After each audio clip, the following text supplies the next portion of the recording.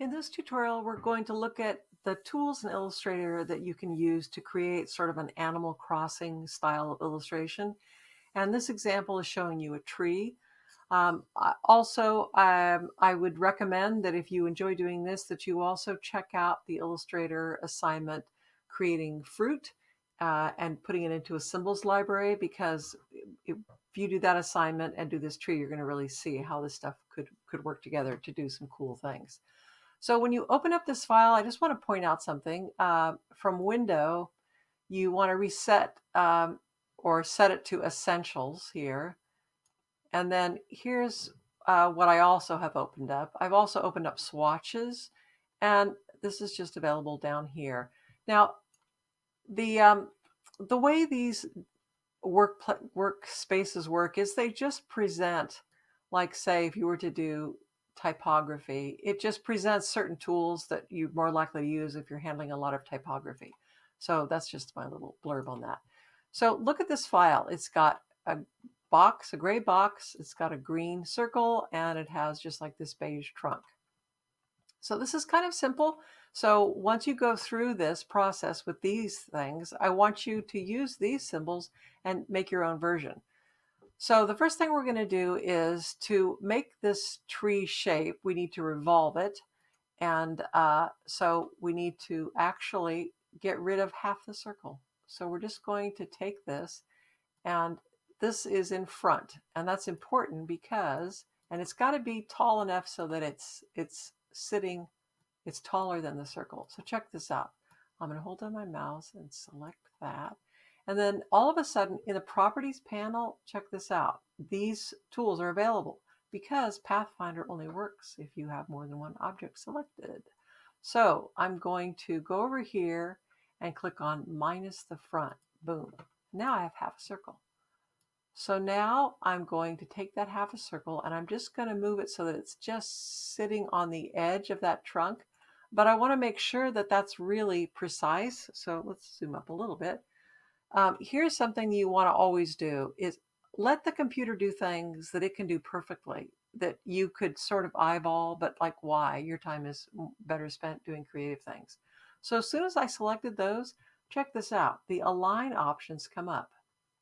I just want to make sure that everything aligns to the left. So boom, now it's nice and tidy. So now I just basically take my mouse and I select those two objects and I go up to Effect, 3D, and I go to Revolve. Boom, and there it is. Now check this out. If I had chosen that revolve not to start on this side, but start on the other side, check what happens. Yeah, something else, not a tree, or maybe just an unusual tree. So I'm going to go back to the left. And then before I click OK, um, it's automatically providing the shading color as black. But if you want to, you can click on that and go to Custom, and you could do something else. And basically, you just click on this little color here. And maybe I'll just go with something, I'll go something kind of more neutral. So I'll do that. And it doesn't, I guess the preview is there. It's hard to see. I'll click OK. And that is my tree. But I want to point out that if you were to look in this in the outline view, which is kind of like the X-ray machine, that really has not rendered that shape, okay? So you need to select those things, and to make it actually rendered, you have to go to Object, Expand the Appearance. And there it is. Look at all that vector shape. Now let's go back and look at it in regular mode. So there is your tree. Now, select both those things and group them, because now what I want to do now is I can stretch that tree. It could go like this. And then if I wanted to create something that, if I wanted to add some fruit to that tree, I could start out with just a circle. Maybe, okay, maybe I'll make it a lemon tree, or I guess an apricot tree. Looks good. So I'm going to do the same thing. I'm going to, orange, I like the color better. I'm going to do the same thing here. I'm going to cut half of that circle in half. And I created this square, and then I just go up here and I just go get rid of the front. So now I'm going to select that little thing, and I guess I could zoom up so you can see this more.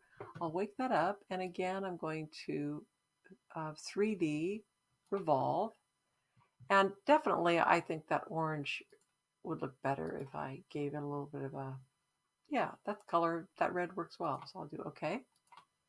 And now I select that, and I want to make sure that I actually render that. So I go to expand appearance. And so now check this out. Let's go open up from Windows. Let's open up symbols. And you go symbols, so what? Okay, check this out. I'm going to take that orange and I'm just going to drag it in, and it's going to say, oh, you want a new symbol? And I go, yes, I do. Orange. So this all can stay.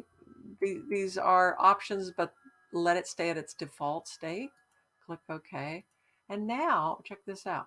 This is like your fruit store. You can just take that, drag it again, drag again. And once you drag it in, you could, you can make it smaller. Not every orange is the same size on a tree.